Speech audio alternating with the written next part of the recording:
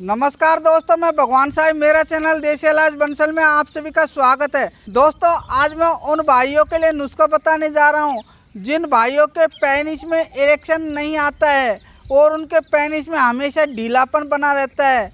वे शारीरिक संबंध बना नहीं पाते हैं और बनाते भी हैं तो करीब 1 मिनट से उनका टाइमिंग बहुत ही कम होता है भैया। मुश्किल से 1 मिनट या तुरंत ही स्खलित हो जाते हैं और वे दुखी हो चुके हैं। काफ़ी जगह वैद्य हकीमों के जा कर के और अपना इलाज करवा चुके हैं, उनके कोई फ़ायदा ही नहीं हो रहा है। काफ़ी लोग मेरे से कहते हैं कि वैद्य जी, हमने काफ़ी जगह इलाज करवा लिया लेकिन हमारा इलाज ही नहीं हो पा रहा है। हमें शीघ्र पतन की बीमारी है, हमारा वीर्य जल्दी निकल जाता है, हम अपनी पत्नी को संतुष्ट नहीं कर पाते हैं। तो भाइयों, आज आप लोगों को घबराने की ज़रूरत नहीं है। आपके बीच आपका भाई भगवान साई आ चुका है, जिसमें अबरक बसम और बंग बसम वाले नुस्खों का प्रयोग आपको बताने जा रहा है। क्या होता है कि जिन लोगों को दवाएं सूट नहीं करती है और काफ़ी दवा खा लेते हैं फिर भी उनका वीर्य जल्दी स्खलित हो जाता है, तो भैया ये अबरक बसम ऐसी चीज़ है जो 100 औरतों को भी संतुष्ट कर देगी। लेकिन इसका लेने का तरीका होता है भैया, आप चाहे तो मेरे से फ़ोन पर बात करके और आप पूर्ण रूप से अपना इलाज करवा सकते हो। थोड़ी सी मेरी फ़ीस है, मात्र 500 रुपये अपॉइंटमेंट फ़ीस। आप उसे पेमेंट करके गूगल पे, फ़ोन पे, पेटीएम किसी के भी द्वारा आप मेरे से बात कर लीजिए। मैं आपको बेहतरीन से बेहतरीन नुस्खों के बारे में बता दूंगा। और अगर आप चाहते हैं मेरे से बनी बनाई दवाइयाँ, तो आप मेरे से बनी बनाई दवाइयाँ भी ले सकते हो। पूरे भारत में मेरी दवाइयाँ जा रही है, मात्र 5 दिन के अंदर घर बैठे दवा आपके पास मिल जाएगी। तो मैं चलता हूँ नुस्खे की तरफ, आपको नुस्खा बताने जा रहा हूँ। दोस्तों, आपको क्या करना है, पंसारी की दुकान से, आयुर्वेदिक दुकान से आपको 100 ग्राम इमली के बीज लेके आने हैं, 100 ग्राम अश्वगंधा का पाउडर लेके आना है और 100 ग्राम ही आपको कोंच के बीज लेके आने हैं। और आपको उसी आयुर्वेदिक दुकान से 1 ग्राम अबरक बसम लेके आनी है। भैया, ये अबरक बसम आपको 1000 पोटेंसी में ही लेके आनी है। कहीं आप 100, 200, 300 या 500 पोटेंसी के ले आएँ। जैसे मैंने आपको कहा है, आपको 1000 पोटेंसी में ही ये अबरक बसम लेके आनी है। चाहे तो आप डाबर, बैद्यनाथ किसी की भी ले सकते हैं, अच्छी क्वालिटी की लेना भैया। और आपको 10 ग्राम बंग बसम लेके आनी है और उसी दुकान से आपको डाबर या बैद्यनाथ का शहद आप ले सकते हैं, अच्छी क्वालिटी का। 500 ग्राम आपको शहद लेना है। अब आपको नुस्खा बताने जा रहा हूँ, आपको किस तरह से बनाना है और कैसे लेना है। वीडियो को अगर आप पूरा देखोगे तो आपको पूरी जानकारी मिलेगी और अगर आप स्किप कर करके देखोगे तो आपको अधूरी जानकारी मिलेगी।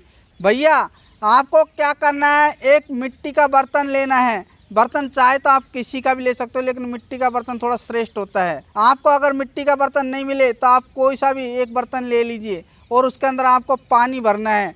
पानी डालने के पश्चात भैया आपको उसके अंदर इमली के बीज जो आपने 100 ग्राम लिए हैं ना, उसे आपको 7 दिन तक उसी पानी के अंदर भिगोना है लगातार। भैया 7 दिन के पश्चात जब ये छिलके फूल कर मोटे हो जाए तो भैया इन छिलकों को उतार करके और फेंकना है और उसके अंदर का जो मगज निकलेगा, सफ़ेद सफ़ेद गिरी, उन्हें साफ पानी से धो करके और धूप में रख करके अच्छी तरह से सुखा लीजिए। अब भैया ये आपके इमली के बीज तैयार हो गए हैं। अब आपको कोंच के बीजों के बारे में बताने जा रहा हूँ। आपको कोंच के बीजों को कैसे शुद्ध करना है। बिना शुद्ध किए हुए आपको नहीं लेना है भैया, ये जहरीले होते हैं। आपको मैंने कोंच के बीजों को शुद्ध करने के बारे में काफ़ी वीडियो के अंदर बता दिया है। अगर आप लोगों ने नहीं देखा है तो आप मेरे और भी वीडियो देख लीजिएगा। वैसे मैं आपको थोड़ी सी जानकारी बता देता हूँ। आपको 100 ग्राम कोंच के बीज लेने हैं और आपको करीब 300 ग्राम गाय का दूध लेना है और उस गाय के दूध के अंदर आपको 2 कप आपको पानी मिलाना है और उस पानी को मिलाने के पश्चात जो आपने 100 ग्राम कोंच के बीज लिए हैं उसे उस गाय के दूध में डालना है, 300 ग्राम दूध में, और उसे गैस पर रख कर के धीमी धीमी आंच पर आपको पकाना है। जब ये पक जाए उस दूध के अंदर कोंच के बीज, तो इनके छिलके फूलकर मोटे हो जाएंगे भैया। और जब ये इनके छिलके फूलकर मोटे हो जाए तो भैया इनके छिलकों को आपको एक एक करके छीनना है और इसके अंदर का जो मगज निकलेगा वही सफ़ेद सफ़ेद गिरी, उन्हें रख लीजिए और इन्हें साफ पानी से धो करके और इन्हें भी आपको इनकी गिरियों को धूप में सुखाना है। और जब ये धूप में सूख जाए तो आप इन्हें रख लीजिए। और जो आपके पास दूध और वो जो छिलके बचे हैं इसके कोंच के बीज के, इन्हें आप किसी खड्डे में जाकर दूर फेंक आइए। क्या होता है भैया, ये जहरीले होते हैं, कोई जानवर वगैरह खा लेगा तो वह मर जाएगा। अब आपको कोंच के बीज और इमली के बीज आपके पास दोनों तैयार हो चुके हैं। आपको इसे किस प्रकार से बनाना है। और भैया जो आपके पास अश्वगंधा है उसे भी आपको कूट पीस करके पाउडर बना ले। अगर आपको पिसा पिसाया पाउडर मेडिकल की दुकान पर आसानी से मिल जाएगा, चाहो तो आप ले सकते हो। और अगर आप साबुत अश्वगंधा लेके आते हो तो सबसे अच्छा रहेगा भैया, अपने हाथों से कूट पीस करके उसका पाउडर बना लोगे तो वह ताज़ा रहेगी। अब आपको क्या करना है दोस्तों, जब इमली के बीज सूख जाए अच्छी तरह से और कोंच के बीजों को भी आप धूप में सुखा लें, तो भैया अश्वगंधा, इमली के बीज, कोंच के बीज, तीनों को अच्छी तरह से कूट पीस कर आपको पाउडर बनाना है। जब इनका आप पाउडर बना लें तो इन्हें किसी डिब्बे में भर के एक जगह रख लें।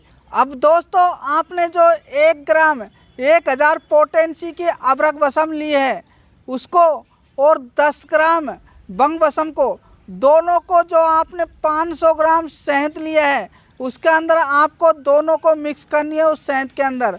और भैया आपको इस शहद के अंदर जब आप मिला लें तो भैया आपको 7 दिन तक अपनी उंगली की सहायता से रोज़ 2-2 घंटे तक आपको उसके अंदर पेस्ट की तरह मिलाना है।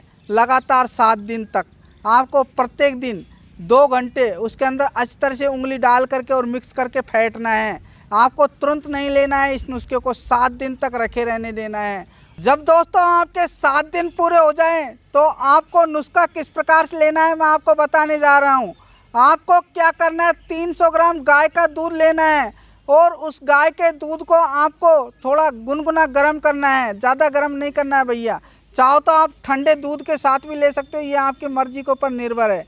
जब आप दूध को गुनगुना गर्म कर लें तो भैया आपने जो इमली के बीजों का पाउडर, कोंच के बीजों का पाउडर और अश्वगंधा का पाउडर जो आपने डिब्बे में भरकर रखा है उसमें से आपको 1 चम्मच पाउडर इस दूध के साथ आपको लेना है।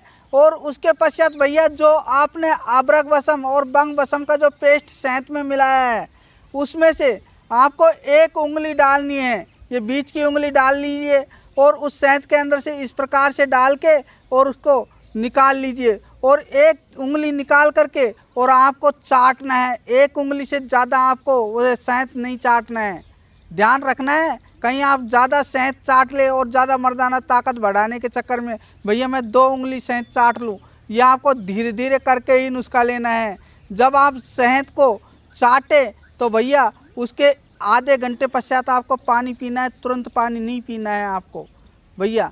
ये नुस्खा आपको सुबह के वक्त लेना है। जब आप नुस्खा ले लें तो भैया उसके 1 घंटे पश्चात आपको भोजन करना है, तुरंत भोजन नहीं करना है। क्या होता है कि जो आपने दवा ली है उसका भी तो पाचन होना जरूरी है ना, इसलिए आपको तुरंत भोजन नहीं करना है। अब आपको शाम को नुस्खा किस प्रकार से लेना है, जो आपने डिब्बे के अंदर इमली के बीजों का, अश्वगंधा का और कोंच के बीजों का पाउडर मिला के रखा है उसमें से आपको 1 चम्मच पाउडर निकालना है। और शाम के वक्त आपको खाना खाने के 1 घंटे पश्चात इस पाउडर को 300 ग्राम दूध के साथ ही लेना है आपको। और आपको शाम के वक्त ये अबरक बसम और बंग बसम जो आपने शहद में मिलाई है इसको आपको चाटना नहीं है। इस नुस्खे को तो आपको सिर्फ सुबह सुबह ही लेना है। और आपको ये नुस्खा करीब 50 दिन तक प्रयोग करना है। आप जब लगातार 50 दिन तक इस नुस्खे का प्रयोग करोगे तो भैया आपके शरीर में ज़बरदस्त मर्दाना ताकत पैदा हो जाएगी। और जिन भाइयों का 1 मिनट से पहले ही पानी निकल जाता है, अपनी बीवी को संतुष्ट नहीं कर पाते हैं और वे निराश हो जाते हैं, बीवी उन्हें धुतकारती है और धक्के देकर पटक देती है कि जा नामर्द, तू कोई काम का नहीं है, वह आपसे ये बातें कहना बंद कर देगी। और आप इतनी देर तक सेक्स करोगे कि आपकी बीवी आपसे परेशान हो जाएगी और वो रोने तक लग जाएगी कि आपने क्या खा लिया। लेकिन भैया किसी वैद्य की देख रेख में करिएगा। चाहे तो आप मेरे से अपॉइंटमेंट लेके और फ़ोन करके और मेरी नॉर्मल फीस है वह अदा करके आप मेरे से एक बार बातें करके और ये इस नुस्खे का प्रयोग कर लेना। मैं आपको पूरी जानकारी दूंगा कि आपको कैसे करना है, सावधानी पूर्वक इस नुस्खे का प्रयोग करना है। भैया ये अबरक बसम ऐसी चीज़ है कि अगर आपने गलती कर दी तो ये आपके पैरों में जा कर के तले में बैठ जाएगी और आपको परेशानी हो सकती है। आपको कैसे लेना है ये आपको सावधानी बरतनी है भैया। जो लोग समय पर अपना इलाज नहीं करवाते हैं, लापरवाही करते हैं, अष्टमैथुन के कारण पेनिस की नसों में पानी भर जाता है, ब्लड सर्कुलेशन वहाँ पर पहुँच नहीं पाता है, तो भैया वो धीरे धीरे नपुंसकता की स्थिति में आ जाते हैं। जिन लोगों ने बचपन की गलतियों के कारण अष्टमैथुन कर करके अपने पेनिस को खराब कर लिया है और वह पूर्ण रूप से नामर्द हो जाता है भैया, फिर वह चाहे कितने भी पैसे खर्च करो भैया उनका लंबा इलाज चलता है। तो ऐसी स्थिति में आप सावधान रहें, किसी भी वैद्य हकीम के पास जा कर के और अपना ट्रीटमेंट शीघ्र करवाएं। चाहे तो आप मेरे से भी आप अपनी नामर्दी का इलाज करवा सकते हैं। चाहो तो आप मेरे से बनी बनाई दवाएं इस नंबर पर संपर्क करके आप घर बैठे मंगवा सकते हो। आपको ये दवा 5 दिन के अंदर घर बैठे आपको मिल जाएगी। आपकी मर्दाना ताकत और सेक्स टाइमिंग इतनी बढ़ जाएगी कि भैया आप सोच में पड़ जाएंगे। भैया आप एक बार जरूर खरीदिएगा, फिर आप देखिएगा कमाल। आप सेक्स करते करते थक जाओगे लेकिन आपका पानी नहीं छूटेगा। भैया ये इतने कमाल के नुस्खे हैं और जिस भाई ने भी इस नुस्खे का प्रयोग कर लिया तो भैया उसके लिंग की लंबाई मोटाई भी बढ़ना चालू हो जाएगी। इतना ही कहकर मैं आप लोगों से विदा लेता हूँ। धन्यवाद दोस्तों।